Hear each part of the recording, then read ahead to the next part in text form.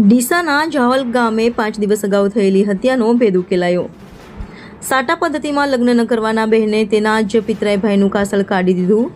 મંજુ શ્વેતાભાઈ પટેલ નામની મહિલાએ તેના પ્રેમી સહિત 2 લોકો સાથે મળી પિતરાઈ ભાઈ ગણેશભાઈને તીક્ષ્ણ હથિયારના ઘા ઝીકી મોતને ઘાટ ઉતારી દીધો। ગણેશભાઈ જેઠાભાઈ પટેલના લગ્નના સાટામાં મંજુના લગ્ન કરવાના હતા, પરંતુ મંજુ સહદેવ પટેલ નામના વ્યક્તિ સાથે પ્રેમ સંબંધમાં હતી, જેથી તેને સાટામાં ન પરણવું પડે તેને લઈ પિતરાઈ ભાઈને જ મોતને ઘાટ ઉતારી દીધો।